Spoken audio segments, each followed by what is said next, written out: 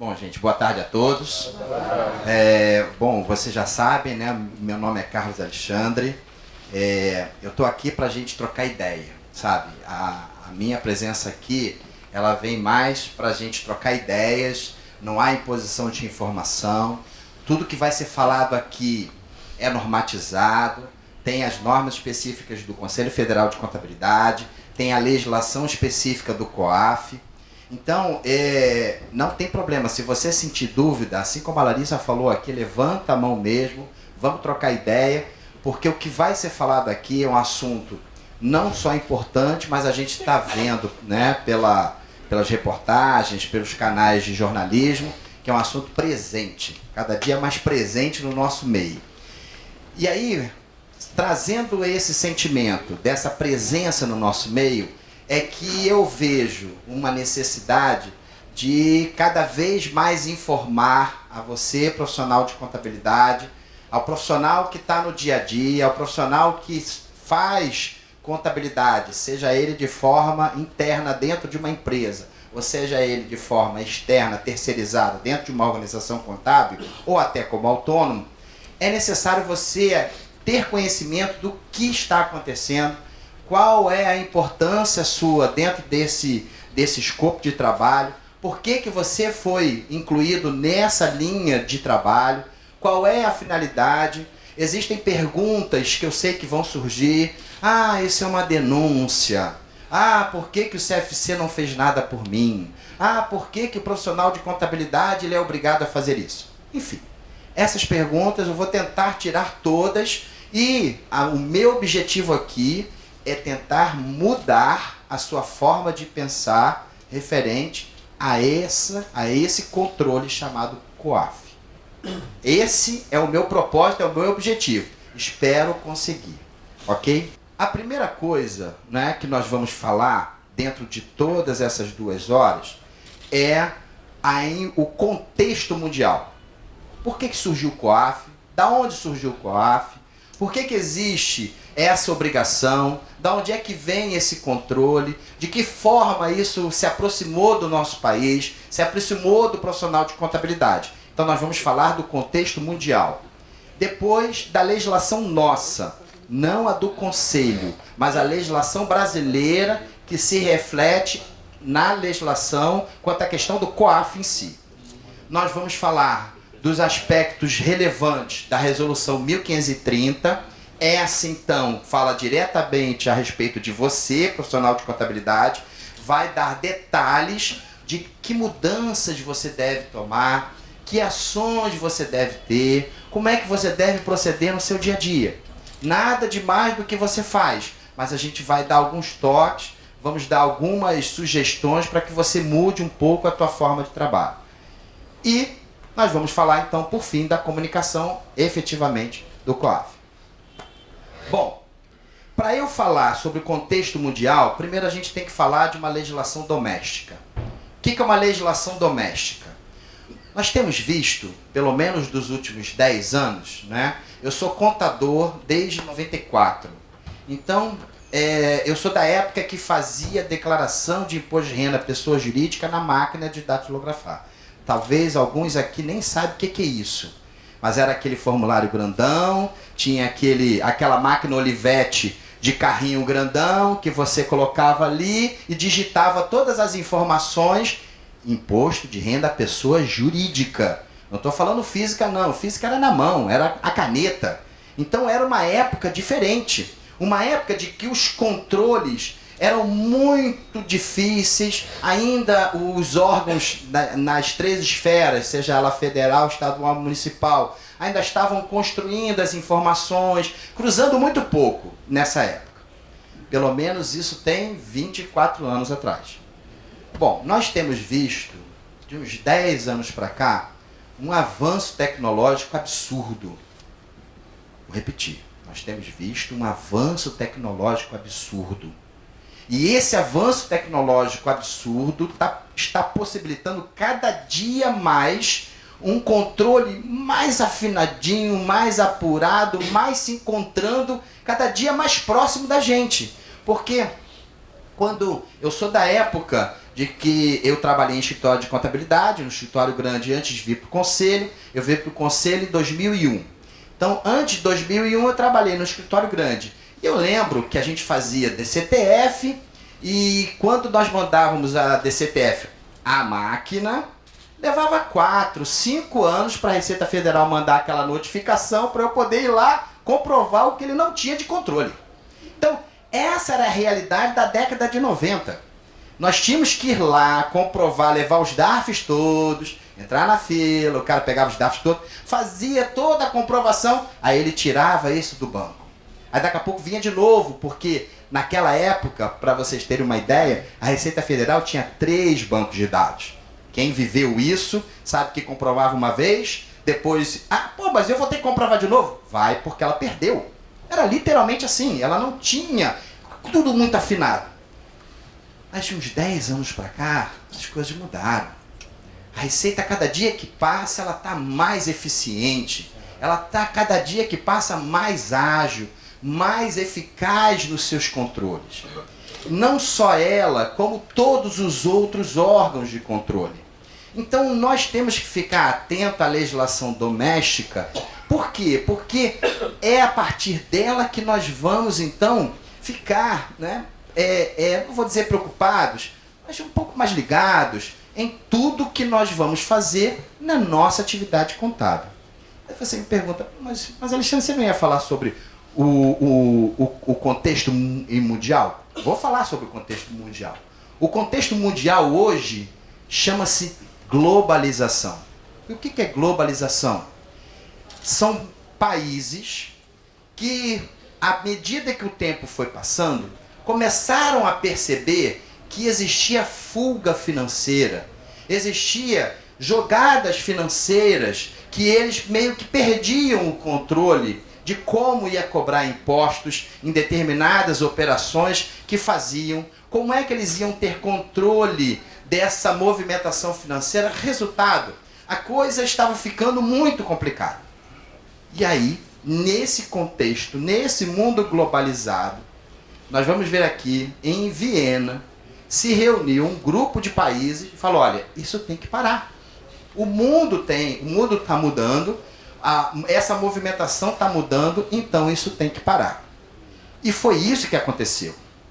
Esses países se uniram, esses países se organizaram e falavam, olha, vamos então assinar aqui um acordo, e esse acordo, então, ele vai estabelecer que os países que fazem parte desse acordo, os signatários desse acordo, então, passem a trocar informações, compartilhar informações. Esse mundo começou a ficar mais apertadinho, porque os países também, dentro de suas legislações domésticas, começaram a melhorar a sua fiscalização. E aí, esse mundo globalizado, com essa legislação, começou a encontrar algo com mais eficiência. Alcançou alguma coisa que eles não alcançavam. Porque eles cobravam bem, os impostos eram pagos, as economias elas avançavam. Mas começaram a identificar algo que eles não conheciam, que nessa palestra eu chamo de economia subterrânea. O que é uma economia subterrânea? É uma economia que ela existe, ela passa debaixo da sociedade ética, da sociedade comum, da sociedade regular, ela circula, vai e volta, só que os governos não tinham controle dessa movimentação desse dinheiro. Esse dinheiro entrava, esse dinheiro saía, esse dinheiro circulava, e as economias dos países não conseguiam visualizar isso. Nesse acordo, eles começaram a mudar. Bom, então vamos começar a mudar isso. Então vou dar um exemplo a vocês. Quando alguma empresa aqui no país, ela faz algum tipo de movimentação financeira, essa movimentação financeira destoa da sua regularidade, existe um sistema dentro da Receita Federal que destaca essa movimentação. Dependendo dos sócios que fazem parte dessa empresa, Se esses sócios forem empresas de outros países e esses países forem signatários desse acordo, essa informação vai lá para fora. Da mesma forma, ao contrário, se uma empresa brasileira faz uma movimentação desses países que são signatários e essa movimentação lá fora diz respeito a uma empresa brasileira, a Receita Federal recebe essa informação. Querem ver a confirmação disso? Mais ou menos há 2 anos atrás, 3 anos atrás, a Receita Federal fez aí uma avalanche para regularizar a movimentação financeira, primeiro na pessoa física, de que tinha patrimônio lá fora. Não foi isso? Eu digo uma coisa a vocês, tá? Quem não fez, perdeu a oportunidade de regularizar a sua vida porque ela já tinha informação. Ela só quis cruzar com o que o contribuinte ia escrever. Porque a informação ela já tinha a partir desse acordo. Então, vocês vão começar a ver que vai partir também para a pessoa jurídica um novo acordo breve. Não vai levar muito tempo, não. E aí, nessa Convenção de Viena, existe essa OCDE, que é a Organização de Controle de Movimentação Financeira, em inglês, que busca o quê? Essa integração desse mercado mundial. Mas o que eu, profissional, tenho a ver com isso? Já vou chegar em você. Você pode dizer assim, mas isso aí, Alexandre, está muito alto. Isso não vai me alcançar. Já vou chegar em você. Você vai ver que vai te alcançar sim. E muitos clientes que nós temos, às vezes ele está fazendo uma movimentação que, como é lá fora, ele muitas vezes informa pouco a você, ou não informa, ou informa parcelado, mas a movimentação já aconteceu lá fora. E aí eu vou chegar em você. Vamos lá. Esse grupo criou o GAFI, que é um grupo de ação financeira. E aí, em 2014, foi reunida essa cúpula lá do G20. E nessa cúpula, G20 envolve Estados Unidos, Canadá, França, os países de primeiro mundo, mais o BRICS, não é isso? Os outros países menores, somando 20 países. Esses 20 são signatários. O que significa isso, gente? Se você tem uma empresa aqui no Brasil, que ela foi adquirida por uma empresa dos Estados Unidos, e essa empresa faz qualquer movimentação aqui que não tem o controle bem fechadinho dentro da sua contabilidade, independentemente do que acontecer aqui na contabilidade, a agência americana recebe essa informação. Então, isso é fato, isso acontece. Isso já é real nas nossas vidas. Mas vamos lá. Com essa coalizão, passaram a subir para 40 países, incluindo toda a Europa. Então, eu não sei se vocês lembram, começou a surgir uma investigação do Ministério Público Federal de alguns políticos que descobriram dinheiro na Suíça. E eles negavam que não tinham dinheiro lá na Suíça. Não, não é meu. Alguns políticos passados, que eu não vou aqui relatar nomes, mas o Ministério Público Federal conseguiu a partir de quê? Desse acordo. Esse acordo deu condição do Ministério Público Federal começar a enxergar essa movimentação. Gente, nós temos visto a questão da Lava Jato, que é o maior ícone, né, nesse assunto de lavagem de dinheiro, né, do nosso país. Vocês percebem os detalhes? O dia, a hora, o valor, quem depositou, quem retirou, como foi feito. É muito detalhe. E isso a partir desse evento aqui, de que todos os países então signatários fazem parte e trocam informações, porque são informações de interesse mundial agora, não é mais local. Às vezes a gente acha assim, pô, mas o que o Brasil tem a ver com isso? O Brasil faz parte desse grupo agora.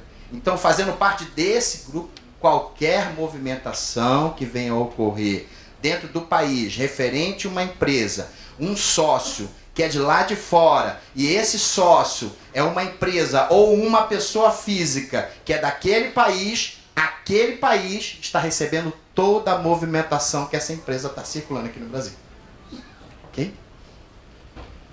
E aí, países que têm deficiência estratégica, isso aqui é só por curiosidade. Países de que não têm controle, países que não quiseram entrar dentro desse acordo mundial. Aí você fala assim, pô, mas o que isso tem a ver comigo?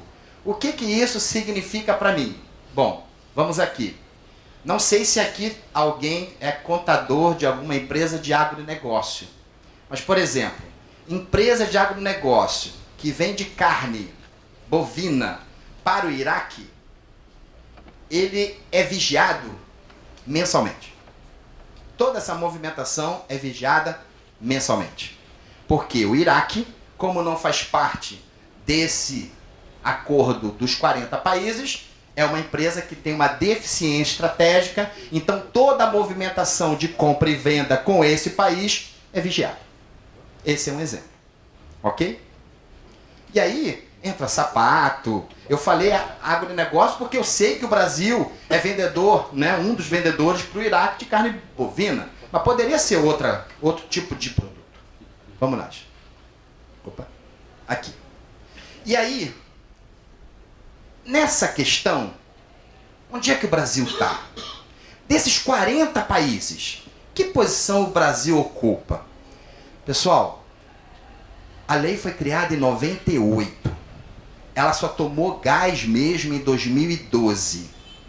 A partir de 2012, os controles começaram a ficar mais apurados. Mas mesmo assim, no contexto dos 40 países, numa observação mundial, o Brasil está na 29ª posição ainda. Ainda existem controles dentro do nosso país que os órgãos estão buscando aprimorar, estão buscando afinar eles para que esses controles melhorem, porque o interessante para o país é subir isso aqui. E ele tem uma política de nos próximos 2 anos, até 2021, ele avançar aqui e subir para a 20ª posição em país de controle. Ok? O que eu fiquei? Opa, foi. Em 98, saiu a Lei 9.613. Em 2002, a 10.472. E em 2012, a 12.683. Só para vocês terem uma ideia. De 98 a 2012, o profissional de contabilidade nem sabia que existia COAF. Certo?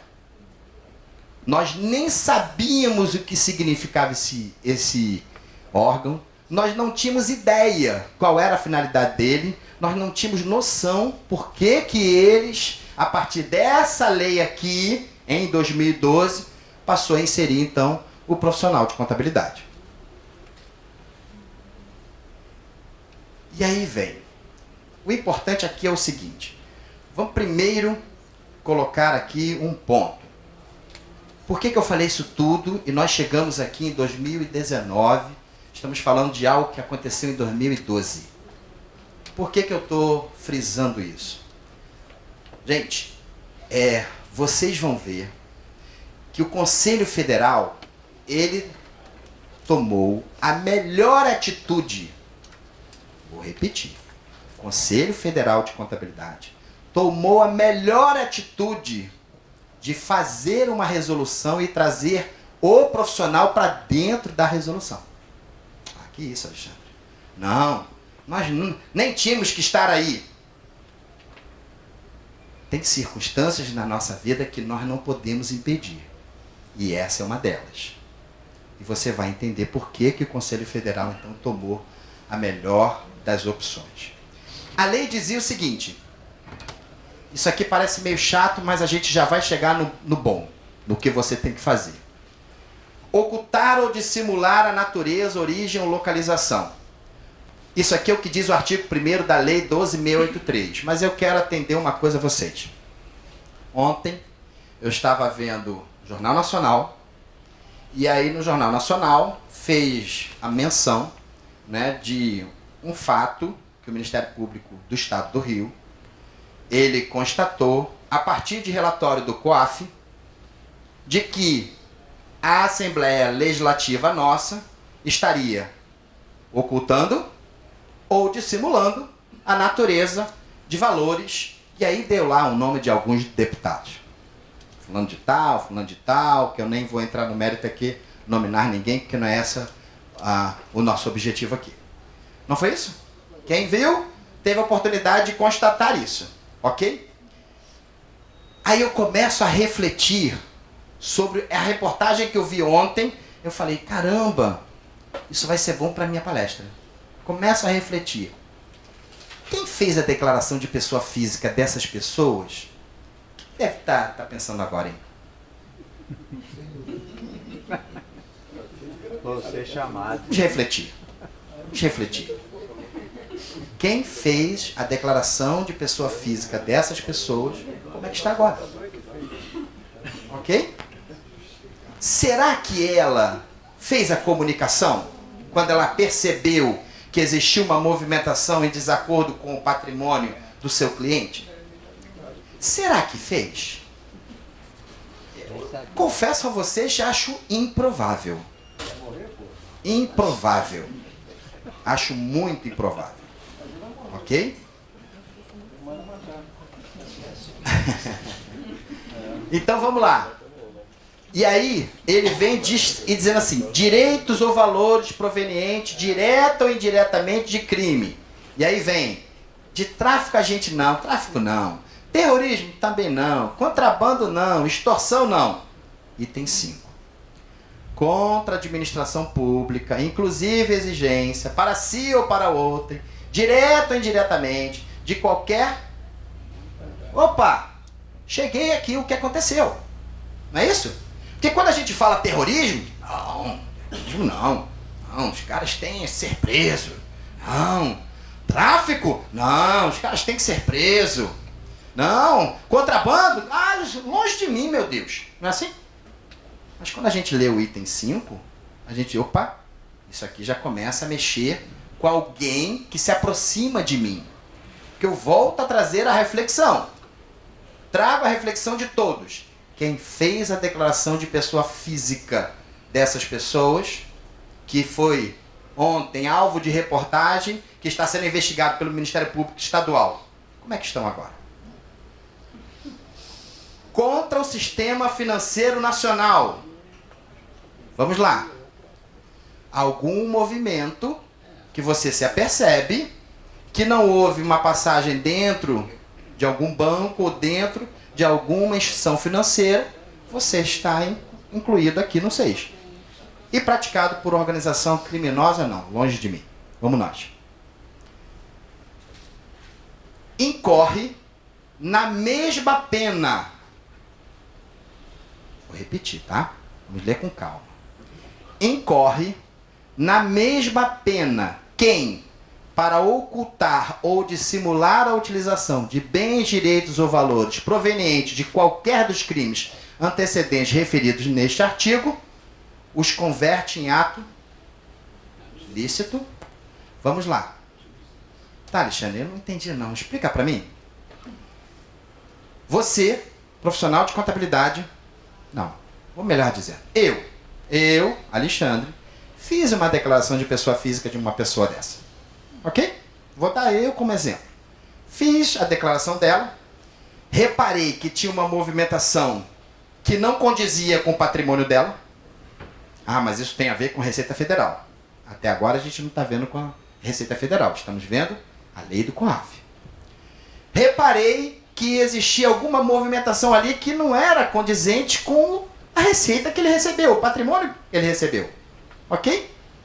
O que a norma diz? Se eu reparar, se eu perceber que houve indícios, suspeita de algum tipo de movimentação que eu tenho a convicção de que a origem dela é ilícita, eu sou partícipe dessa operação. Se eu não comunicar, eu estou aqui, ó. Quem? Estou no quem. E desse quem, eu transformei o que era ilícito e transformei algo lícito. Pois não. Nesse caso que você está dando exemplo, sim, graças a Deus que eu não faço declaração de pessoa física. Nem já me pede, eu já falo, não faço. Sim. Mas Imagina a seguinte situação. Pois não? Você está lá fazendo a declaração de pessoa física desse sujeito. Pois não? Normalmente, Cidadão é melhor. Normalmente você pega o informe de rendimentos, que vai estar Perfeito. lá saldo do outro ano, saldo do ano que você está fazendo. Perfeito. Óbvio que se ele tem um caixa descoberto, Pois você vai logo perceber que tem alguma coisa errada, Pois porque não. não é possível que uma pessoa com uma receita X tenha adquirido X mais 1. Perfeito. Então, normalmente a pessoa só vai levar para essa declaração ou só estará no nome dela aquilo que não vai ultrapassar o X, porque ela também parte do pressuposto que ela não é burra. Sim. Então, essa movimentação ilícita, esses depósitos em dinheiro, enfim, todas essas outras coisas, Pois não. a pessoa que está ali fazendo, ela não vê isso. Viu? Não vê. Viu no saldo bancário. Não, Nem sempre. nem sempre. Ele retira no final do ano. Perfeito. Então- Vamos imaginar que não viu no saldo bancário. Porque se Continua o tivesse- raciocínio. Porque Tá se indo. tivesse no saldo bancário, Isso. a receita não ia bater, porque ele está com um saldo maior, ele ia estar com X mais 1. Sim. Estou falando no caso, que eu já vi casos de pessoas Sim. que retiravam tudo no final do ano. Sim. Sim. E aí Sim. batia. Perfeito. Aí dia Não 31 sei. fechou. Te entrega o extrato do dia 31. Tá certo. Belezinha. Beleza. Beleza. Pessoas que eu já vi pessoas Perfeito. que ganharam Raciocínio vantagens, perfeito. Isso. vantagens em bens materiais e que não passou para o nome. Isso. Então, assim, até que ponto essa pessoa que fez essa declaração, porque ela não vai ver. Sim. Ela fez a declaração. Exemplo dessas pessoas. Não, gostei dessa. Não, ótimo. A pessoa pode ter feito e pode não ter visto. Ótimo. Por Ótimo. conta dessas simulações que o outro fez. Perfeito. Eu só Perfeito. faço declaração de quem eu realmente tenho acesso à vida financeira da pessoa. Perfeito. Porque Essa eu sei exatamente o que ela fez. Esse é um São bom amigos e parentes. Perfeito. Mas assim, várias pessoas já me pediram para fazer declaração, eu não faço, exatamente por isso, porque eu não sei. Perfeito. Acho que você bateu num ponto ideal, acho que ela tem toda a razão. Se a pessoa não transformou aquele valor financeiro em um bem, concordo contigo. Chegou lá no dia 25, não, 25 é feriado. 23 de janeiro, de dezembro, sacou tudo, botou no bolso, na cueca, botou em algum lugar. E ele foi embora para casa. Entendi. Ele vai te dar o extrato de 31, você tem toda a argumentação mínima necessária para justificar em algum tipo de testemunho ou investigação de que você não teve acesso porque era um cliente eventual, não era um cliente rotineiro, e você só viu o saldo do dia 31 de dezembro. Tá certo. Você conseguiu resolver a partir de informações que você não só constituiu dentro da declaração, mas você argumentou certinho. Se ele converteu em bens, que infelizmente alguns fazem, e pior não é isso, somos nós, e aí eu trago essa reflexão para você, profissional de contabilidade. O cliente vem com um problema. Vou no seu exemplo, se você me permite. Recebeu um valor fora do padrão normal dele de receita, transformou aquilo num bem, um patrimônio, um veículo, um imóvel, o que for. Leva para você e você se sente na obrigação de resolver o problema dele. Você ali é assessor. Você tem que trazer o que a legislação estabelece para que aquela movimentação seja comprovada legalmente. É isso. Só que, infelizmente, por uma questão íntima, nós, profissionais de contabilidade, achamos que temos que resolver. Não, eu tenho que achar uma saída. Uma saída. Tem saída para isso? Não. Não tem saída para isso. Oferece a tributação. Oferecer tributação. Ok. Gostei da sua observação. Oferece a tributação. Na minha, aí eu retribuo a vocês. Resolve o problema? Não. Você só atendeu a questão da Receita Federal. Entendi, você é um raciocínio interessante. Só que nós temos que parar de só sermos preenchedores de declaração. Vamos analisar. Meu amigo, olha só. Existe uma inconsistência no seu patrimônio. Da onde é que veio esse dinheiro?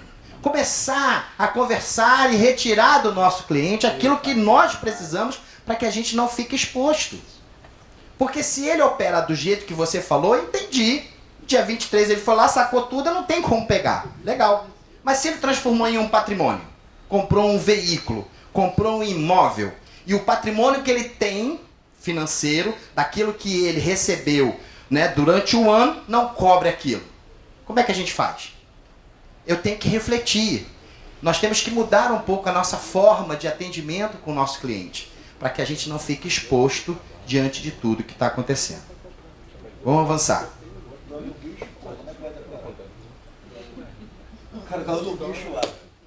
Vamos lá.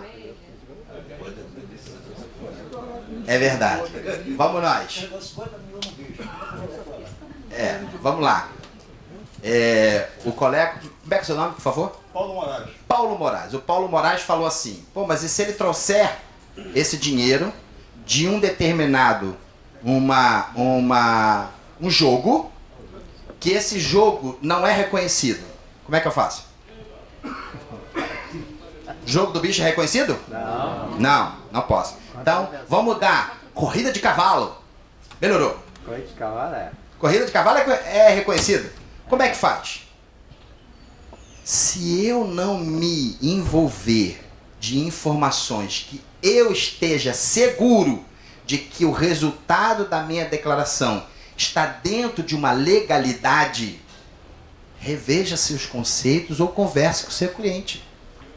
Porque às vezes, pessoal, eu não sei quanto cada um cobra aqui para fazer uma pessoa física. Mas esse valor, será que compensa uma avaliação lá na frente, um aborrecimento lá na frente de uma questão dessa? É só para reflexão, ok? Além da definição legal de lavagem de dinheiro, é importante considerar isso aqui, que é a criminalização, as penas de prisão, a definição das pessoas que são abrangidas em lei, a definição de quem é obrigado ou não obrigado e a criação do COAF. Vamos nós. COAF. Esse RIF todo mundo conhece, né? Porque isso apareceu ontem umas 20 vezes. Relatório de Inteligência Financeira. Não é isso? RIF. Então, o COAF, Conselho de Controle de Atividade Financeira, a missão dele é o quê? Investigar. O COAF não determina e nem define nada. Ele só é um acumulador de informação.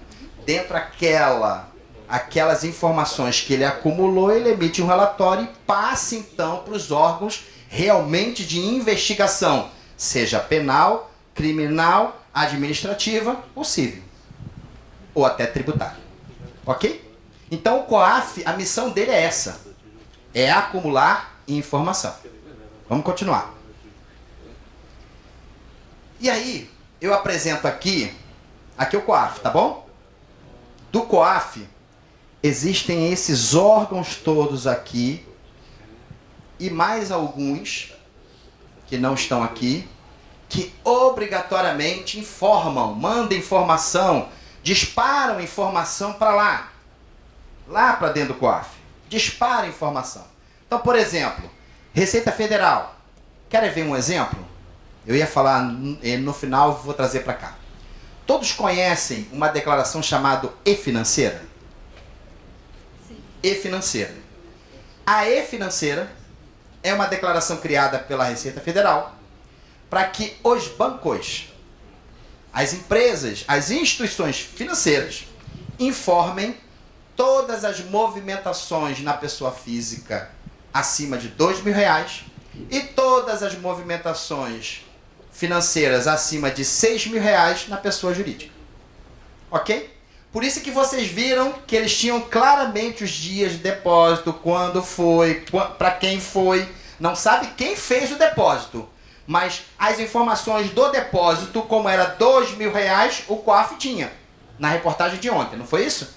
Tantas repetições. Se de repente fizeram outros tipos de depósito, não pegou. Porque o E-Financeiro levanta acima de R$2.000. Ok? Então o que significa isso? que toda a movimentação financeira hoje, da pessoa física e da pessoa jurídica, existe uma circulação entre Receita Federal e Banco Central. Que informação é essa? Você movimentou no Banco Central R$ 2.000, ela, puf, passa para cá. Dependendo do que for, passa para cá. Da quantidade, do movimento, se está sendo investigado, se não está sendo investigado. É simples assim. Quando é que os bancos são obrigados a enviar essa declaração? Agora, 31 de janeiro, referente a 2018. Tá mandando. Sem você saber, a movimentação da sua conta corrente está indo. Estou falando como pessoa física, ok? Da jurídica, da mesma forma. Tem lá o e-financeiro jurídico. Ok? Então, essa informação está aqui dentro. CVM, participação em ações. PGFN, você fez um pagamento aqui além do normal dentro da física do seu cliente. Ele não tinha patrimônio para pagar aquele pagamento. Vou repetir isso aí. Vocês já repararam que nós ficamos muito preocupados com a receita e esquecemos a despesa? Você sabe que se o cliente seu pagar um DARF referente a um débito passado superior à sua condição de pagamento, vem para o COAF? Vamos imaginar aqui o seguinte, vou dar um exemplo. Você tem um cliente que está fazendo física contigo há muitos anos. Só que dos últimos 5 anos ele não pagou nada. E é um cliente daquele que deve 1 milhão, 2 milhões, pesado, ok? Só que naquele ano de 2018, ele não recebeu nada, você está lá tranquilo, fazendo a pessoa física, ele vai me pagar um DARF de 600 mil, de 400 mil, de 300, paga o DARF. Algum problema? Pagou. Pagou, atendeu a Receita Federal. Esse pagamento tem lastro? Se não tiver, COAF. PGFN. Ok? Bom, aqui é a BIM, coisas mais complexas, maiores. Previdência Social, Ministério de Relações Exteriores. Isso aqui é bom. Quantos tem cliente aqui que tem importação e exportação? Tem alguém? 1, 2. Toda a movimentação de importação e exportação fora do lastro de arrecadação do seu cliente, pessoa jurídica, obrigatoriamente pelo... Como é que é o nome? SESEX. É isso? Ainda é isso? Eu já sou tão... É que eu sou da antiga, entendeu? É SESEX. SESEX, não é isso? A SESEX manda para o COAF. Isso está na norma, está na lei. Ok? Vamos continuar. No Brasil, época, né, do país, foi criado o ENCLA. O que é o ENCLA? Estratégia Nacional de Combate à Corrupção e à Lavagem de Dinheiro. Foi um órgão que foi criado para que esses assuntos envolvidos à lavagem de dinheiro se afinem mais ainda.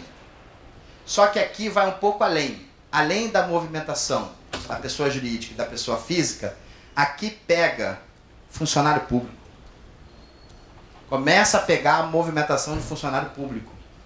Então, todos os funcionários públicos, principalmente da esfera federal, que tenham qualquer tipo de movimentação fora do seu padrão normal, mensal, que a e-financeira pega, entra a informação para o ENCLA, o ENCLA, então, começa a investigar.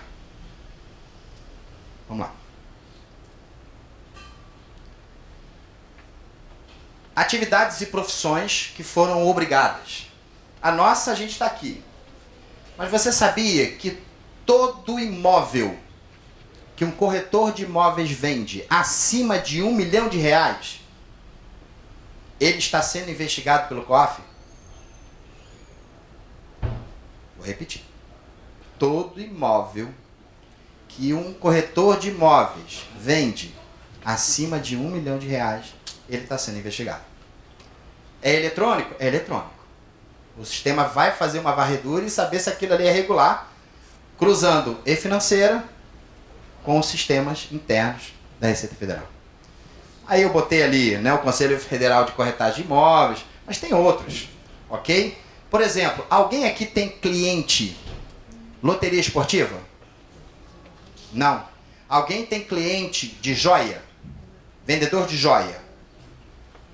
Se você tiver cliente vendedor de joia ou cliente que seja loteria esportiva, essas atividades são obrigadas, elas, não você, elas são obrigadas a comunicar ao COAF a movimentação do ano 2018.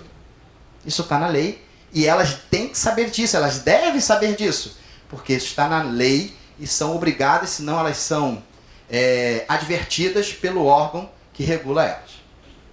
Ok? Aí dá impedimento na circulação, né, de pedra preciosa. No caso de loteria esportiva, a Caixa ela tem algumas advertências lá internas. Então, existem muitos mais órgãos que estão comunicando. Ok? Alexandre, Oi. os cartórios hoje comunicam também, né? Qualquer transação. O cartório comunica para a Receita Federal. A Receita Federal que comunica, então, para o COAF. A ligação hoje é o cartório com a Receita Federal. A Receita que é o banco principal. Ok? Então, qualquer transação de escritura. Isso. É comunicado. Aí vamos lá. Para nós, profissionais de contabilidade, agora vamos entrar na nossa área, no nosso âmbito de trabalho. Porque você só falou de um montão de coisa, de filosofia, e eu não entendo muito de filosofia, eu quero saber do meu. Ok, vamos falar do nosso. Quem é obrigado? Todos os profissionais, autônomos ou não, com vínculo ou não, e organizações contábeis, que prestem, mesmo que eventualmente, serviços de assessoria, consultoria, contabilidade, auditoria, aconselhamento ou assistência de qualquer natureza. O único que ficou fora nessa lista é o funcionário de organização contábil. Então, se no teu escritório você tem 3 funcionários, atividade de contabilidade, contadores, técnicos, assistentes, auxiliares contábeis, eles não estão obrigados a fazer a comunicação ao COAF. O profissional de uma empresa privada é obrigado? É, a comunicar ao COAF. Isso é novo. Isso é a partir agora desse ano. Isso é novo. O profissional de organização contábil é obrigado a fazer? É. Mas aí vem sempre a pergunta: eu sou sócio de uma organização contábil, eu tenho que fazer na minha jurídica ou na minha física? Como é que eu devo fazer essa declaração? Bom, a resposta é simples. Se todos os seus clientes referentes ao ano de 2018, me referindo à comunicação de não ocorrência agora, que vai até o dia 31. Se todos os seus clientes são de pessoa jurídica, estão com um contrato de prestação de serviço em nome do escritório, da organização contábil, você não precisa fazer como pessoa física, basta fazer como pessoa jurídica. Porque a pessoa jurídica vai abarcar você, sócio daquela organização contábil. Agora, existem casos que os profissionais, às vezes, têm clientes fora. Tem uma assessoria fora do escritório. Às vezes, tem casos que o contrato de prestação de serviços, nem todos estão na pessoa jurídica. Eu ainda tenho contratos na pessoa física. Nesse caso, você vai fazer da jurídica, em razão dos contratos que estão em nome da pessoa jurídica, e vai fazer da física, em razão dos contratos que estão na sua pessoa física. Deu para entender? Então, o que se quer é uma informação mediante o teu vínculo com aquela atividade de contabilidade. Como é que está o teu vínculo? O teu vínculo está como pessoa física ou como jurídica? Ah, o meu vínculo está com os dois. Faz pelos dois. Ah, não. Eu tenho só cliente na pessoa jurídica. Faz só pela pessoa jurídica. Não precisa fazer da física. Sim. Eu tenho uma dúvida. Pois não? Eu sou contadora, trabalho numa empresa Sociedade de Economia Mista. Pois não? Em 2018, trabalhei metade do ano num departamento com a parte de gestão de imobilizado. Pois não? Sou contadora. Pois não? E hoje eu estou trabalhando numa área de conformidade e controle interno. Pois não? Eu sou obrigada a fazer a COAF? Olha, a minha interpretação, e aí eu tenho que deixar claro aqui, é o seguinte. Na minha percepção, muito parecido com esse parágrafo único aqui, fazer aqui um raciocínio análogo, ok? Se numa organização contábil, quem tem que fazer é o sócio e o funcionário não precisa fazer, em uma empresa, seja ela o tamanho que for, na minha percepção, o responsável pelas demonstrações contábeis é obrigado a fazer. Os outros não precisam, porque ele se responsabiliza pela informação. As informações ele assinou.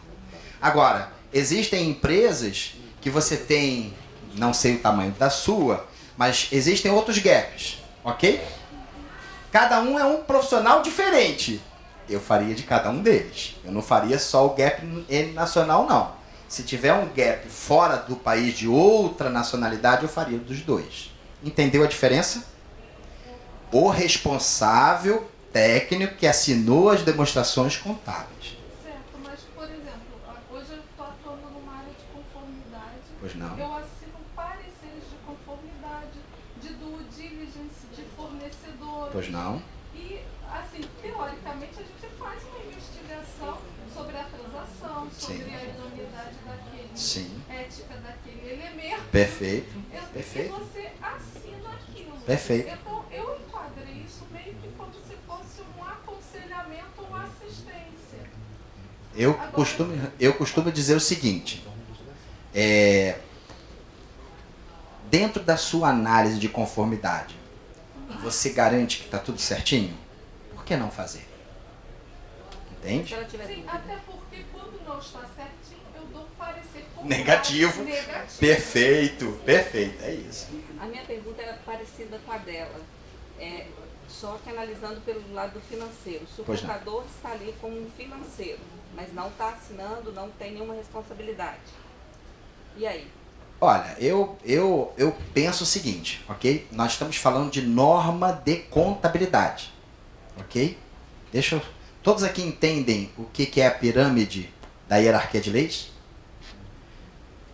Constituição, lei complementar, lei ordinária, ok?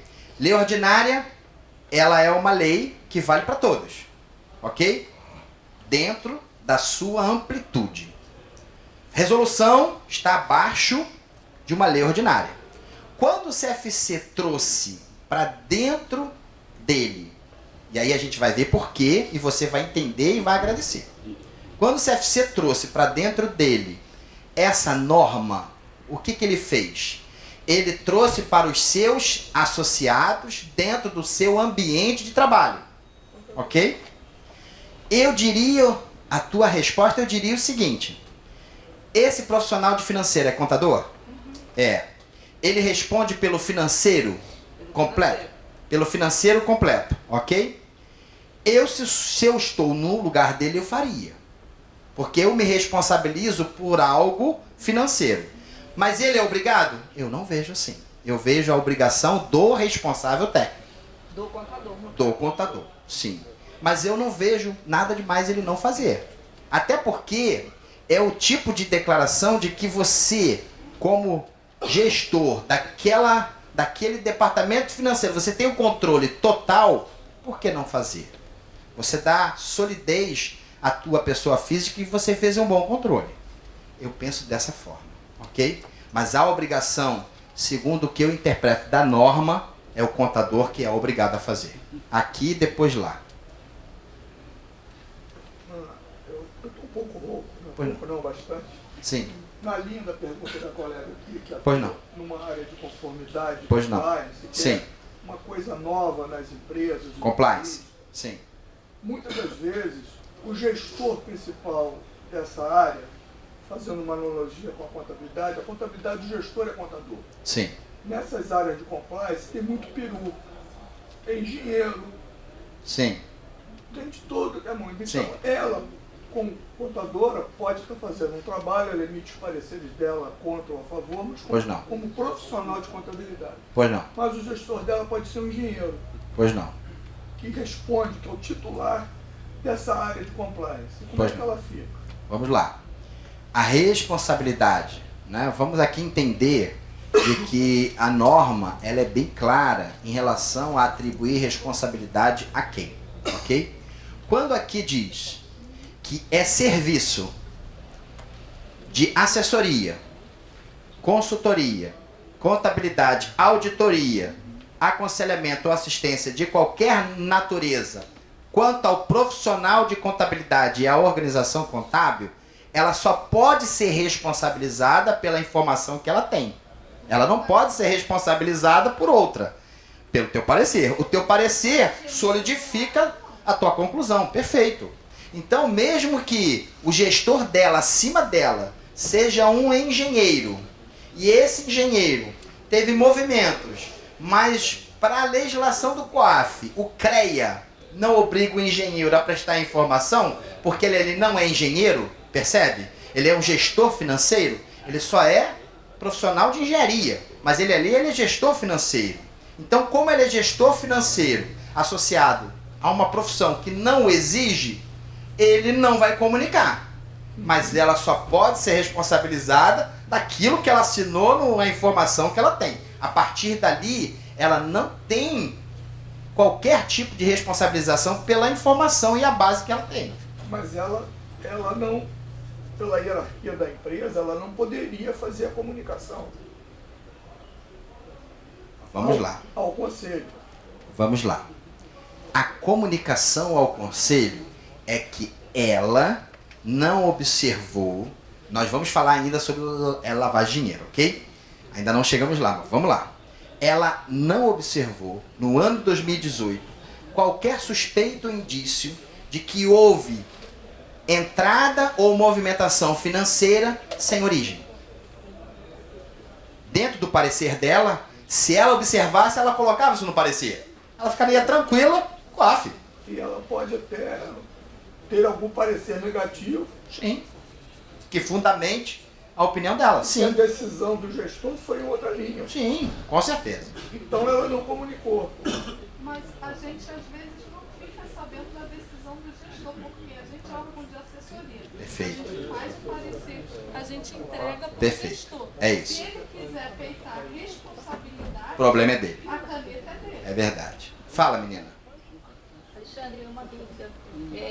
Uma multinacional, uma empresa que tem uma matriz, tem um contador responsável pelo balanço dessa matriz, Pois não? mas abrange aí várias filiais do Brasil afora. E aí tem um contador responsável por cada fechamento de balanço, embora ele não assine a Pois não. filial, mas Sim. ele é responsável por fechar esse balanço e Pois não. reportar a matriz para consolidação. Sim. Você entende que esse contador que fecha esse balanço, mesmo sem assinar, ele tem essa responsabilidade? Não pode? Vamos lá.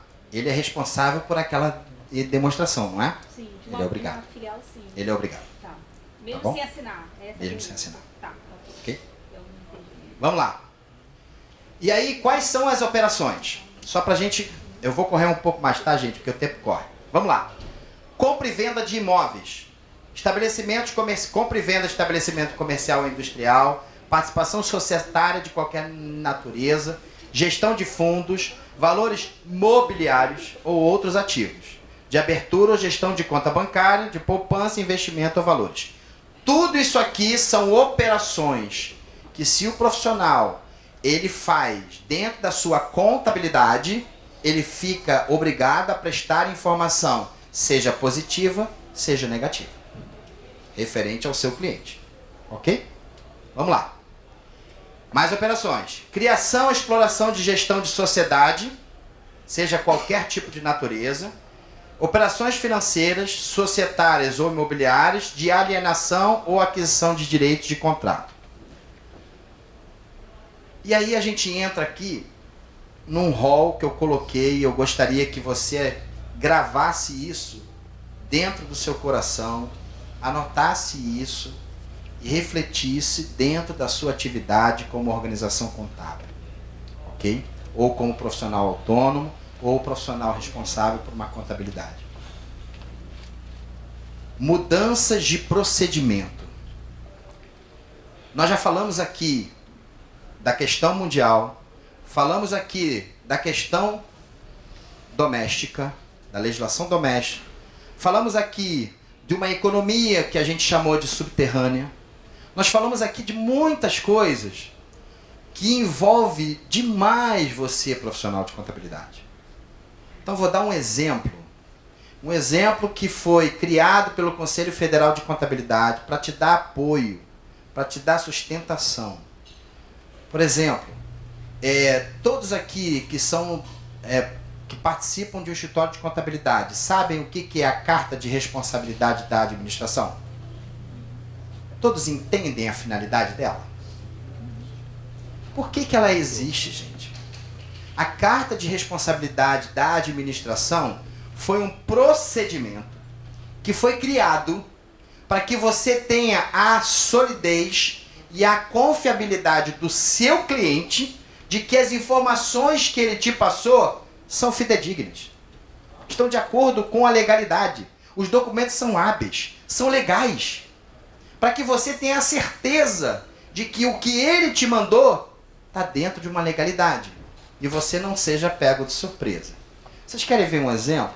Um dia desse teve um profissional de contabilidade na minha sala que ele entrou, fechou a porta, sentou na minha frente e falou assim: preciso de uma ajuda.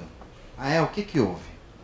Eu tenho um cliente há 10 anos e esse cliente, eu faço a contabilidade dele certinha, tá tudo direitinho.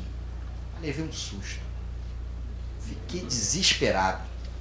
De repente, na movimentação vem um extrato bancário de uma conta que eu nunca vi. E eu fui questionar o cliente se era uma conta nova.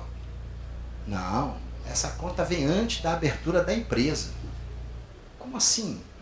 A empresa, ela foi constituída e aí com os gastos dela eu abri ela. Só que como ela não tinha mais movimento tão grande assim, eu só te mandei o que te interessava. Aí eu cheguei para ele e falei assim: legal, então vamos lá, vamos tentar ver se eu te ajudo. Você tem contrato de prestação de serviços? Tenho. Legal, parabéns.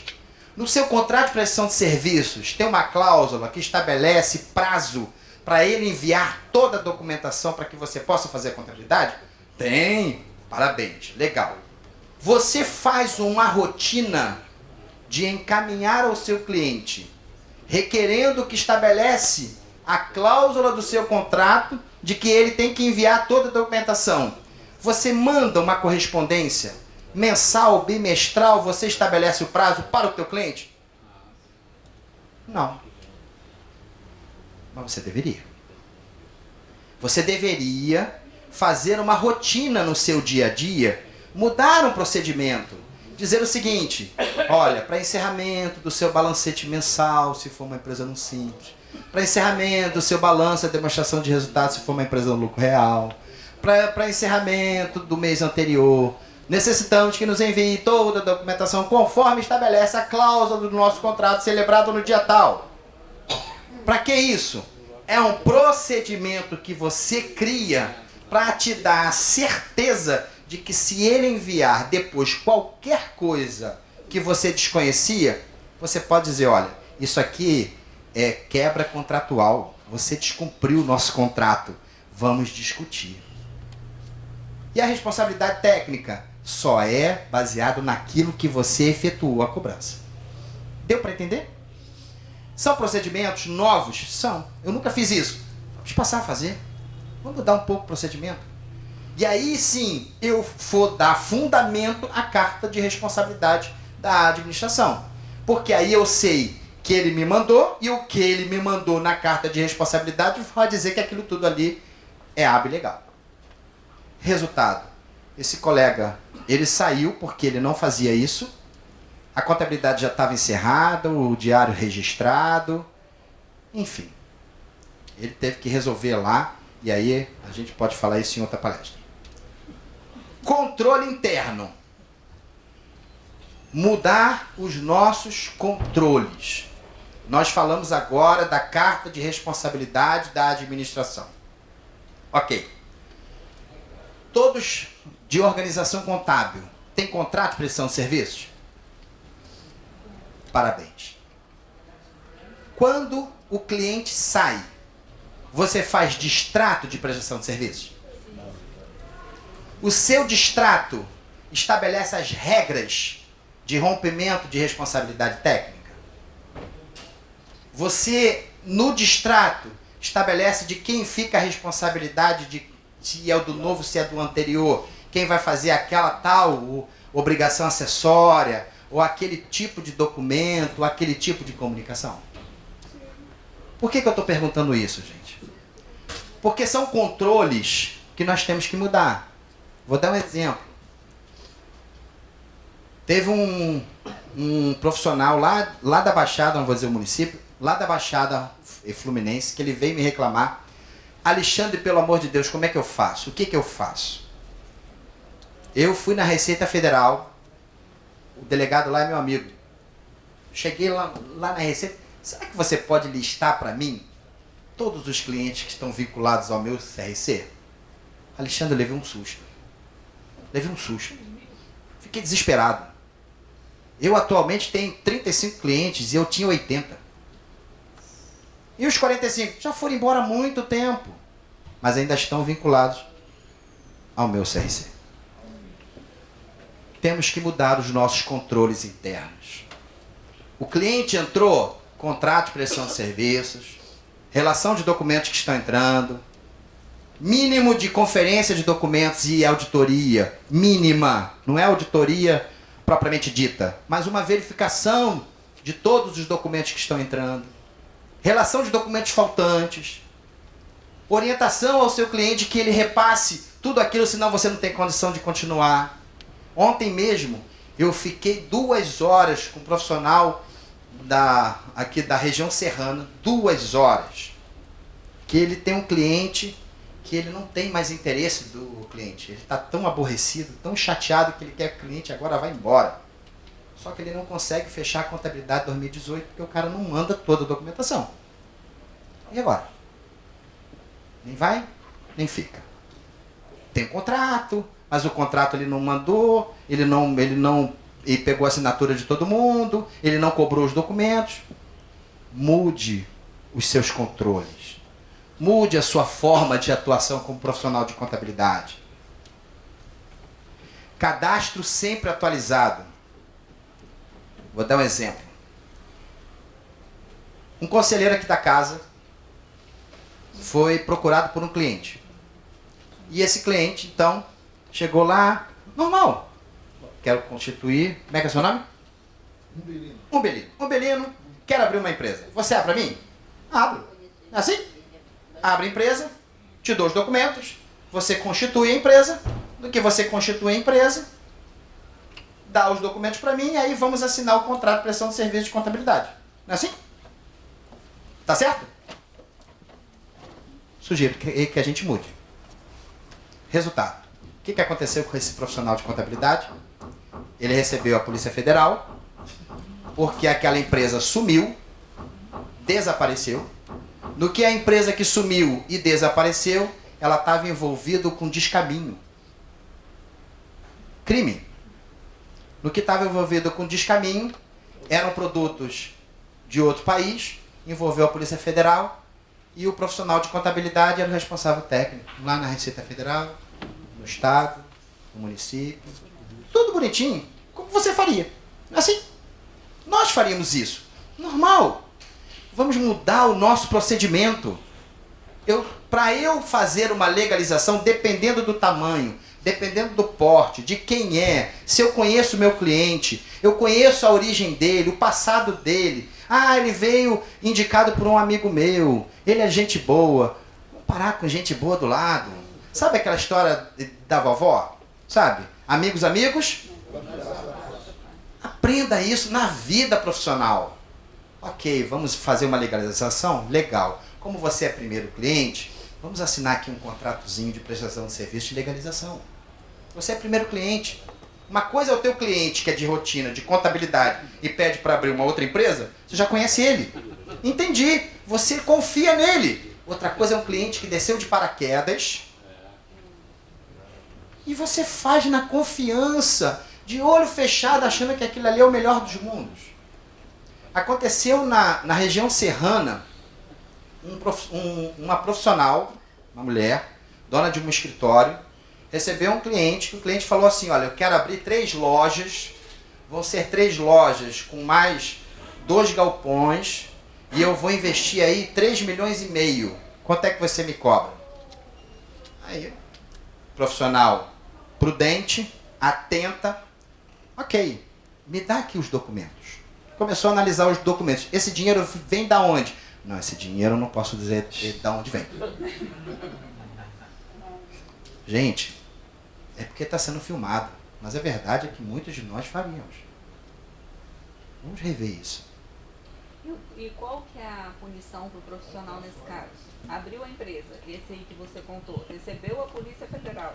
Isso. Ele teve que se defender, dizendo que ele somente abriu, fez a legalização e não assinou o contrato de prestação de serviços porque nem iniciou a contabilidade.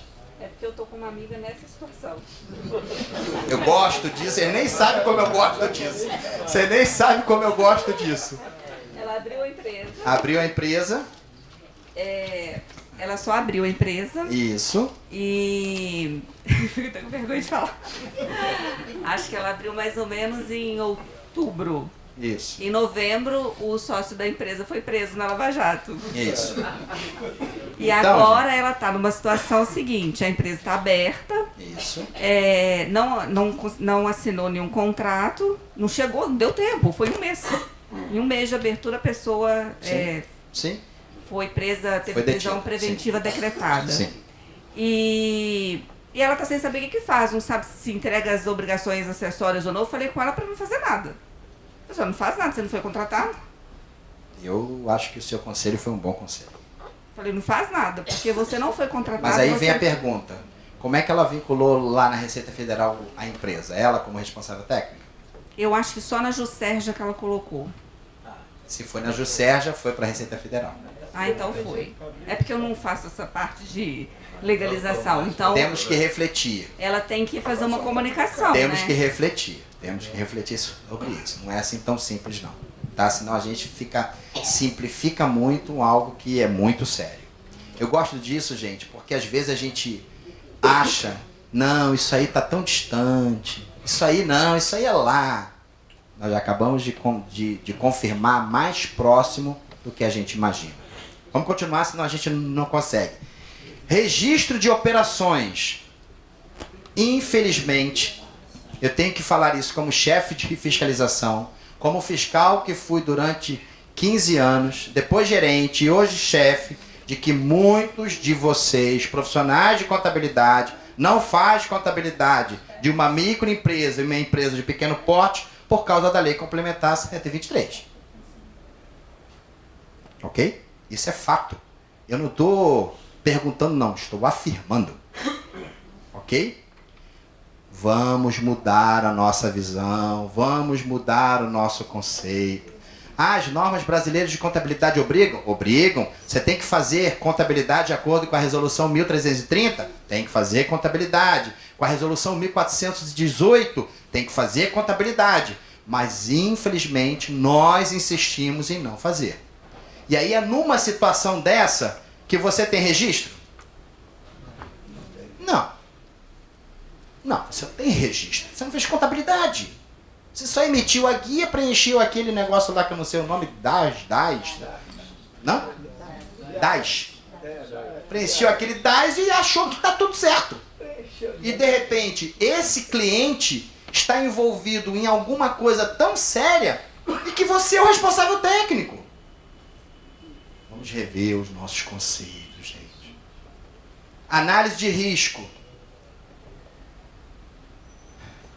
Quando eu fui do escritório de contabilidade, toda empresa que nós abrimos à época, lá na década de 90, eu era o responsável por essa parte mais a contabilidade.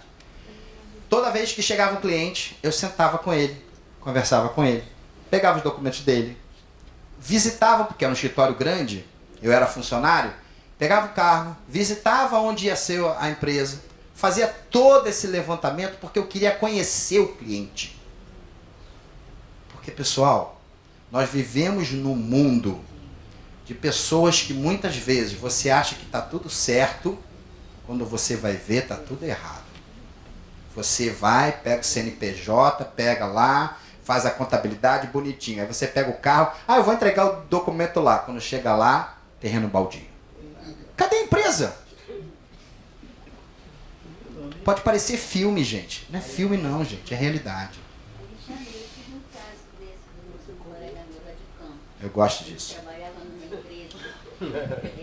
Ele tinha ido no escritório lá na empresa do cliente dele, né? Sim. Então, ele ia todo... Na época não tinha ainda a nota fiscal eletrônica para a empresa, para o ME, né? Aham. Ele levava o talão e levava umas notas fiscais para ele, né? Sim. Tal. Aí quando foi um dia, ele resolveu... Então era valor pequeno, né? Sim. Quando foi um dia, ele resolveu conhecer A empresa. a empresa. Cara, era um galpão enorme. Vazio. O cara passou mal. Sim. Passou mal esse meu amigo. E você acredita, por causa disso, ele largou a contabilidade? Sim. Ele ficou apavorado. Gente, análise de risco não é você ficar com medo do seu cliente. Não, de forma nenhuma, é o nosso trabalho. Só que eu tenho que passar a avaliar aquilo que realmente eu tenho que fazer como profissional da contabilidade para eu ter segurança do que eu estou fazendo. Infelizmente, gente, nós ficamos atrás de uma mesa e ficamos por ali e tudo acontecia ali. Então eu sugiro que você reveja a sua forma de trabalhar, os seus conceitos, analise. Não é que você é obrigado a ir, não é isso. Mas você tem que confirmar, fazer, né? O princípio da conformidade é isso. Eu tenho que não só ver um lado, com a boa contabilidade, né, do nosso querido Luca Paciolo, né? Que se para cada débito haverá um crédito correspondente de igual valor, para cada cliente eu tenho que fazer uma análise como se cliente fosse. E eu tenho que concluir se aquilo ali é um bom cliente, um mau cliente, se é um cliente que eu vou pedir mais coisas, se é um cliente que eu já estou seguro com o que eu estou pedindo, para que você fique tranquilo. É isso que eu quero dizer. Não é te assustar ou te aterrorizar, não. É você criar ferramentas, questionário, pergunta, entender quem é seu cliente. Já vou te dar a palavra. Querem ver um outro exemplo? Um exemplo simples, gente. Simples. Nós vamos falar aqui de contrato social e eu tenho que acelerar. Nós vamos falar aqui de contrato social e alteração contratual. Ok?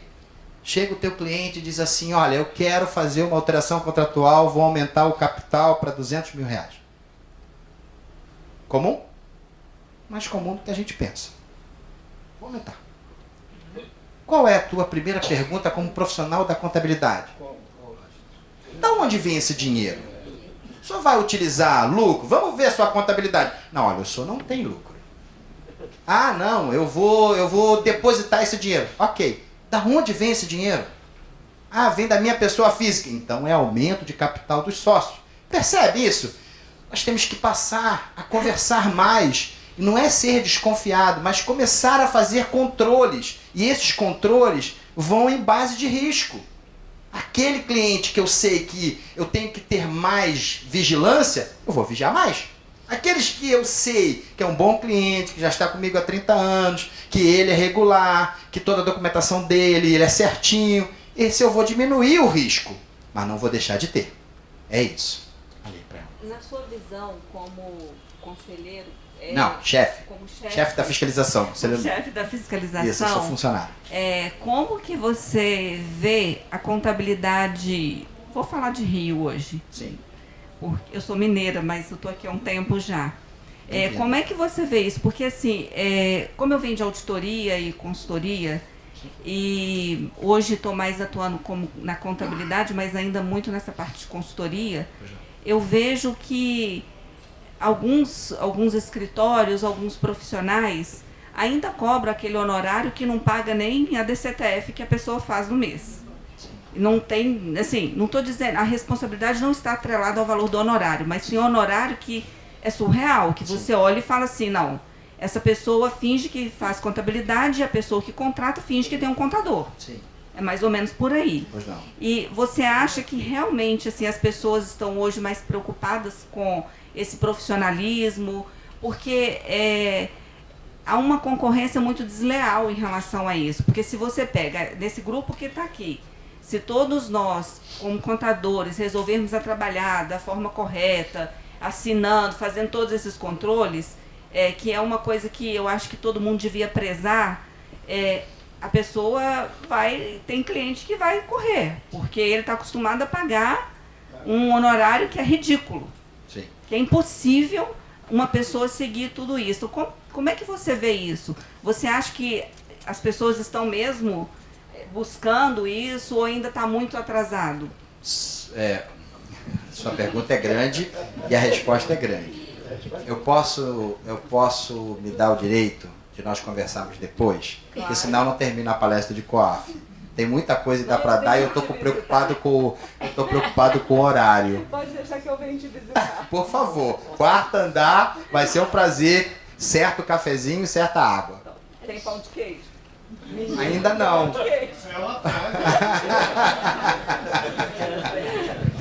Alexandre, desculpa, posso só complementar aqui, só dando uma resposta rápida para a colega. Eu entendo que o contador é mais ou menos igual ao médico.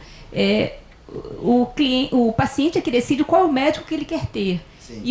Bem como o médico decide qual é o paciente que ele quer ter. Então, assim, eu acho que esse processo seletivo é muito natural. O cliente que decide ter qualquer contador, eu acho que o contador que é melhor capacitado não tem que se preocupar com um cliente desses, com qualquer cliente, exatamente. Né? Eu acho que é um processo bem natural mesmo. Como o médico, como o advogado, enfim. Vamos lá. Então vamos continuar aqui.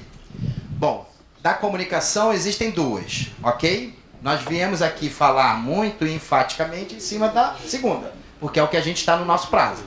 Mas essa aqui continua no prazo o ano todo. Essa aqui são 365 dias de prazo, não tem prazo. Isso aqui qualquer momento. A gente vai ver em que momento tem que fazer. Ocorrência. Vou dar um exemplo. Um profissional me ligou que ele é contador de uma incorporadora, ok? E essa incorporadora vende casas lá em Vargem Pequena, aqui do Rio de Janeiro. Vende casas lá de Vargem Pequena. Constrói e vende, ok? E esse cliente liga para ele e fala assim, meu contador, negócio é o seguinte, tem um cliente aqui que chegou com uma mala de R$1,5 milhão e vai comprar uma casa à vista. Aí ele falou, e aí? Eu vou vender. Tudo bem. Mas saiba que eu vou comunicar o COAF, conforme o nosso contrato, cláusula tal. Isso está na resolução 987, modelo de contrato, que inclui uma cláusula de que se você perceber alguma suspeita ou indício, algum tipo de movimento irregular, você fica obrigado a comunicar. E essa comunicação, ela tem que ser feita em até 24 horas do conhecimento do fato. Só que aqui eu quero dar um detalhe. O fato de você ouvir o cliente conversar sobre o assunto, o fato de você entender que aquilo é motivo de comunicação não significa que você vai comunicar. A sua comunicação ela só vai ocorrer quando esse valor, no meu exemplo, entrar na contabilidade. Ali você efetuou o registro. Ali você prestou serviço de contabilidade. Lembra lá do artigo 1º? Até então, você está só conversando com ele. Você não tem a confirmação de que aquele ato aconteceu. Se aquele ato aconteceu e deixou de ser ato, passou a ser fato, todo fato contábil eu registro e aí, por uma exigência da norma, eu comunico ao órgão. Comunico o quê? A operação, o que aconteceu, eu faço um relato de como aconteceu, faço quem está envolvido no acontecimento e, principalmente, se nesse acontecimento tiver pessoa politicamente exposta, eu sou obrigado em qualquer valor. Deu para entender? Não, morrer. Pois não. Morrer. Vai morrer. Hã? O Bolsonaro falou em posse, né? Agora tem posse. Tem que ter posse. Tem como descobrirem que foi você que avisou? Vamos lá, gente. Vamos lá. Só para vocês aqui entenderem, ok? Olha. Vamos lá. de acordo com a lei, de acordo com a lei, de acordo com a lei, todos os envolvidos em qualquer comunicação vêm revestido de sigilo federal. Ok? Aí você pode falar assim, pô, mas que sigilo é esse? Não sei. Confesso a você que eu não sei. Eu estou aqui para falar da declaração, estou aqui para falar do evento. Agora, que sigilo é esse, eu não sei. Eu acredito que o sigilo exista.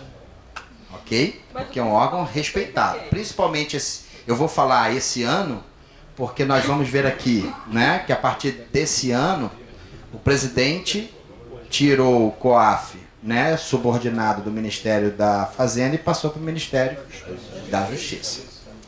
Então, num primeiro momento, isso nos dá a sensação de uma segurança mais sólida. Mas eu não posso dizer para vocês, isso é 100%? Não sei, eu não sei nem para mim, não sei dizer a vocês. Mas eu digo a vocês, a norma diz que o sigilo existe. Ok?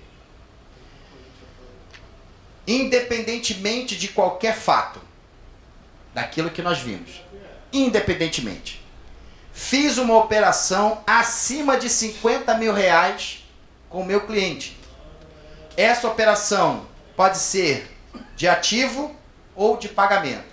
Aí você me pergunta assim, mas isso aí é rotina da empresa. Operação acima de 50 mil reais de ativo e pagamento, que você não tem a plena convicção de que aquele valor tem origem. Ok? Vou repetir.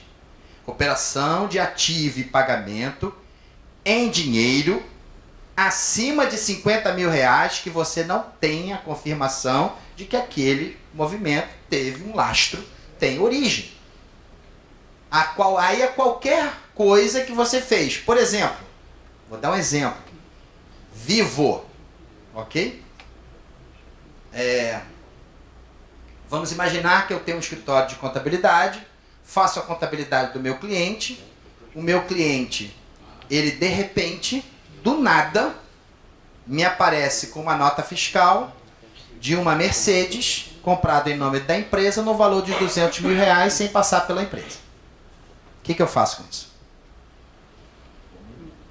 O valor não foi pago pela empresa? Foi pago pela empresa, só que não passou pelo banco, porque senão eu teria contabilizado. Ele só me trouxe a nota fiscal, eu comprei. O nome da empresa?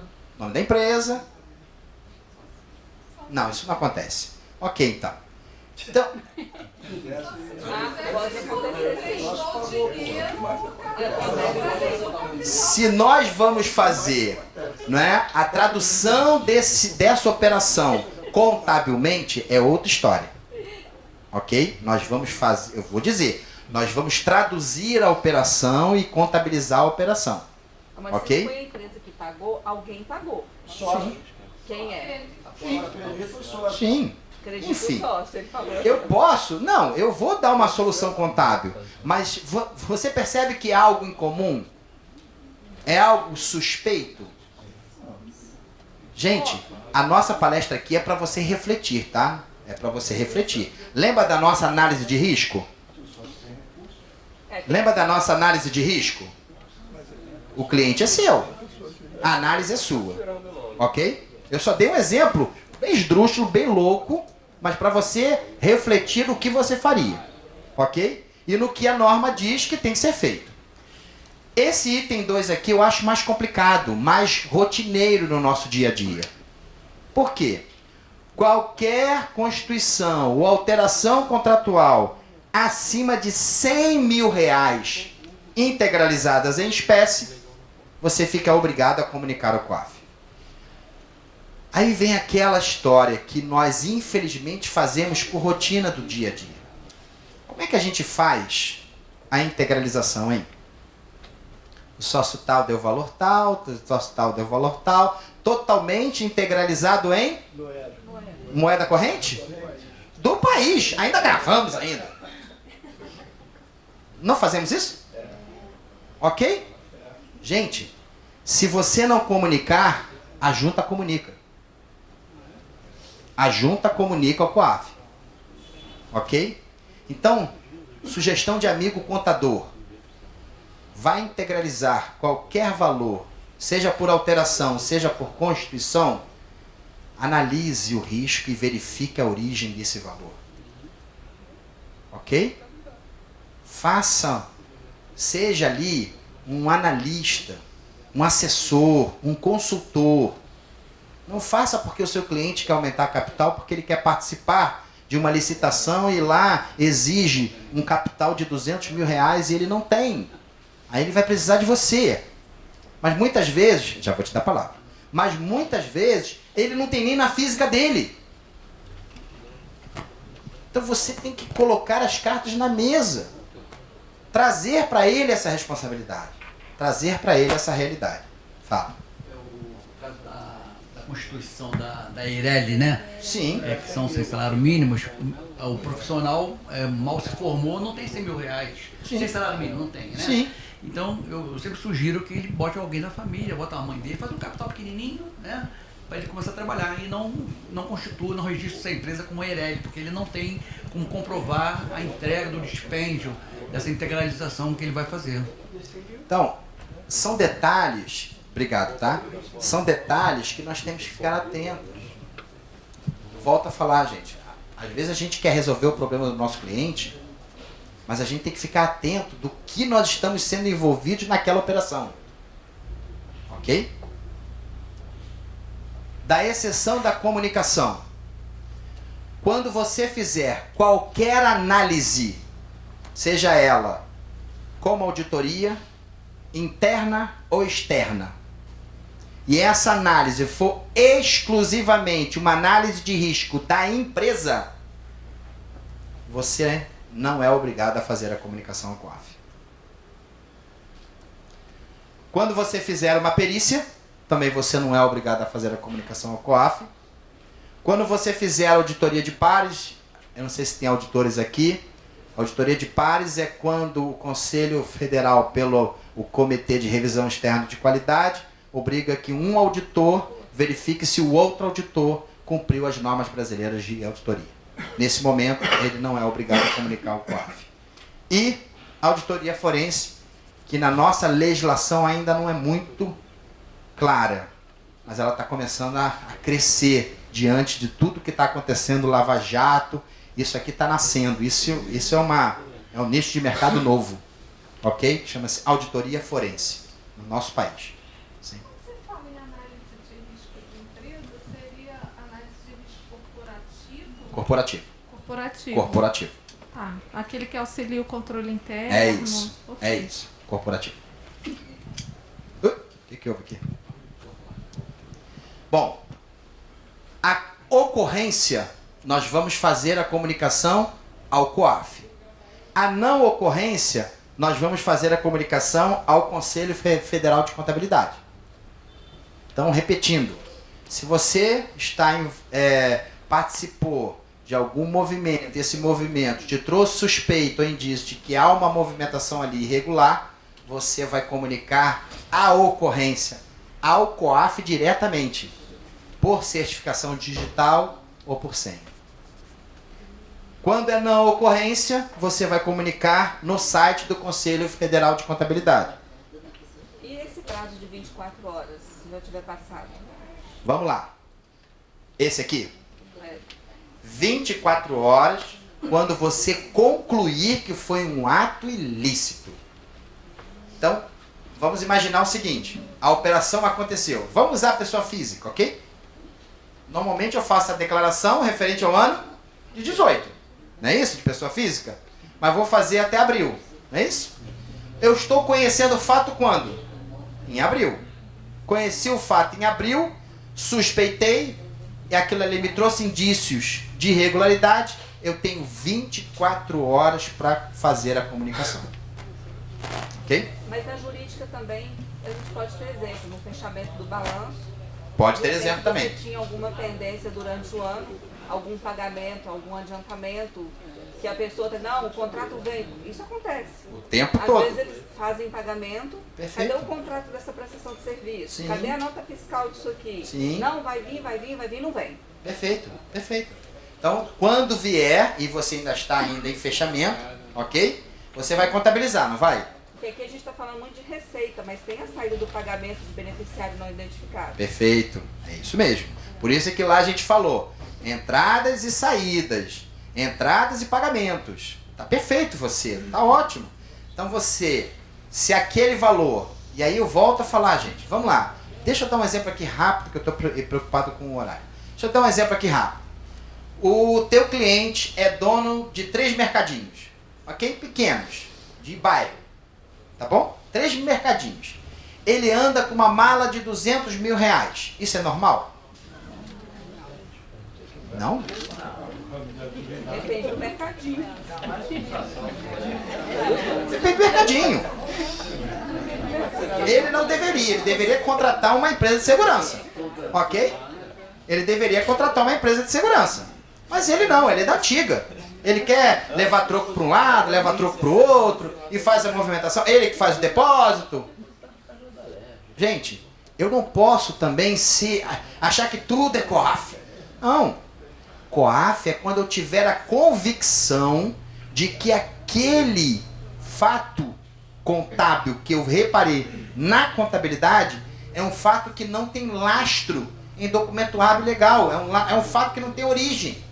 Aí eu faço a comunicação. Mas se eu tiver convicção de que houve o fato, qualquer valor que está na contabilidade tem origem, por que eu vou comunicar ao COAF?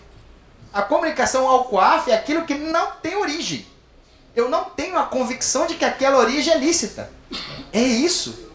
Deu para entender? Por isso eu dei o exemplo do mercadinho, porque dependendo do tamanho do mercadinho, da atividade de quem é, ele faz assim. Quanto de nós não? É porque hoje ele vai dizer, ah, não, a violência, a segurança, ok. Mas eu conheço dono de bar que ele circula com 50 mil reais em troco de um bar para o outro. Que ele é dono. Ele circula. É o jeito dele. Tem cliente que veio com dinheiro e poder declarante. Ele veio trazer a declaração pela primeira vez, aí tem lá 300 mil em dinheiro e poder declarante. Já vem de longas datas. Sim. Nesse caso, não tem que comunicar, não foi eu que fiz a declaração, que ao COAF que ele tem esse dinheiro. A Receita Federal sabe disso, né? Porque está informado na declaração dele. Se está informado, tem origem. A declaração dele é origem. Vamos lá. Passando adiante, isso aqui eu já passei. Estava aqui. Exemplos de publicação de COAF. Tá bom? A gente viu Lava Jato de novo. E aí eu trago essa informação aqui que nós já até vimos, né? Que o decreto agora do presidente Bolsonaro, né, tira da Fazenda e leva para a Justiça e Segurança Pública o COAF. Ok? Tem tudo que está acontecendo, né, com o senador Bolsonaro. Nós temos visto tudo isso que está acontecendo aí, que respingou em outros deputados. Isso parece que não tem mais fim. Ok?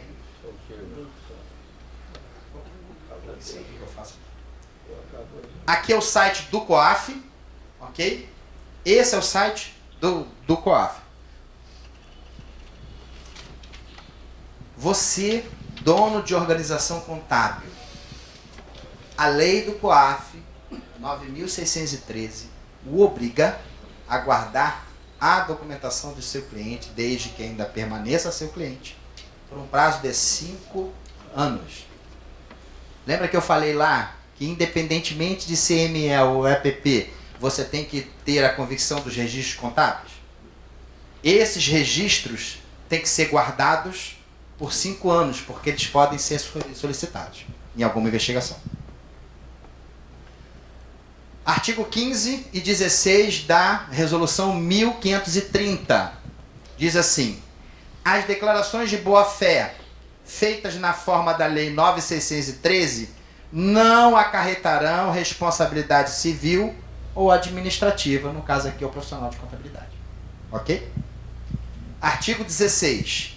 Os profissionais e as organizações contábeis, bem como seus administradores, que deixarem de cumprir as obrigações desta resolução, sujeitar-se-ão às sanções previstas no artigo 27 do Decreto-Lei, nossa lei de regência, independentemente da aplicação do artigo 12 da Lei 9.613, que é a do COAF.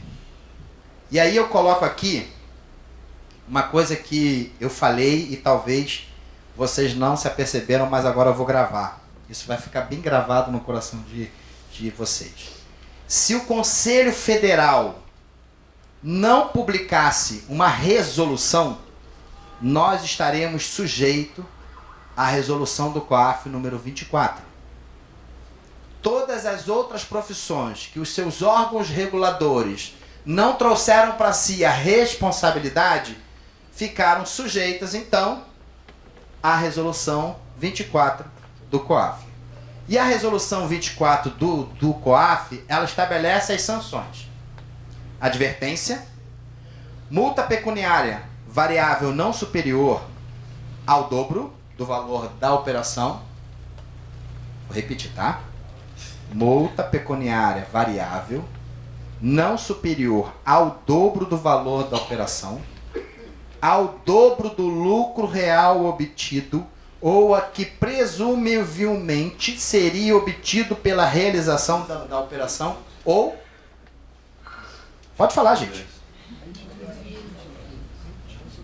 Parabéns para o Conselho Federal de Contabilidade. Ok? Porque se nós não tivéssemos a resolução anterior, 1445, que agora 1530, nós estaremos aqui. Ok? Mas a gente também não pode esquecer de outras leis que também têm a ver com a gente, que pode parecer que não, mas eu dei uma palestra há pouco tempo sobre a lei de anticorrupção lá em Saquarema. E eu fiquei assim assustado quando eu estudei para dar palestra. Porque são coisas assim que a gente não imagina. Eu só vou dar aqui uma pincelada que diz o seguinte: lei de anticorrupção. Esta lei dispõe sobre a responsabilização objetiva, administrativa e civil de pessoas jurídicas pela prática de atos contra a administração pública. O COAF é quanto à lavagem de dinheiro. A lei de anticorrupção é quanto à administração pública. Mas no fim, ela tem o mesmo peso em relação ao profissional de contabilidade. A gente tem que ficar atento quanto a isso. E aí eu trago aqui como exemplo Operação Arca de Noé. Isso é novo, tá? Isso foi agora, mês passado, em dezembro. Esse juiz aqui condenou em primeira instância o contador José Quirino Pereira e o técnico em contabilidade, cada um a 11 anos e meio de prisão em regime fechado. Lei de anticorrupção no estado do Mato Grosso. Ok? Aí tem aqui essas operações que são fantásticas, né? Arca de Noé, essas coisas. E, caramba, toda hora eu fico apagando. Mas eles são funcionários públicos, né? Não, são contadores que se envolveram em atos de corrupção com funcionários públicos. O servidor público foi preso e ele também. Entendeu? Aqui é o nosso decreto-lei, a nossa lei de regência, que qualquer ato que você seja culpado, né, seja comprovado que você teve envolvimento relacionado ao COAF, você pode ter, a partir de um julgamento no processo administrativo, o seu registro cassado. E aí, gente, o que é lavagem de dinheiro? Só para a gente relaxar um pouco. Vai, rapidamente. Lavagem de dinheiro. É eu pegar o dinheiro, abrir a máquina de lavar, jogar lá dentro da máquina de lavar, depois secar e ficar assim, é isso? É isso? Hã? Opa! É o ato de esconder a origem de uma quantidade de dinheiro conseguida de forma ilícita. E aí, como é que funciona isso? Antes de eu falar como é que funciona, gente, vocês conseguem enxergar a diferença de lavagem de dinheiro para sonegação fiscal? Se o teu cliente te liga dizendo que quer pagar menos imposto de uma operação que ele fez, isso não é lavagem de dinheiro, isso é sonegação fiscal, tem outra lei, é crime também, tem outras penalidades, não tem nada a ver com lavagem de dinheiro. Lavagem de dinheiro é o processo que tem por objetivo disfarçar a origem criminosa com proveito de crime. É isso. Então a fase de lavagem. Primeiro eu coloco, faço uma ocultação, uma invenção, faço uma transformação e depois, lembra que eu falei do carro da Mercedes? Eu transformo ele em um bem. Só que eu transformo no nome da empresa. Vamos ficar atento a isso, gente. Esse é o portal do CFC.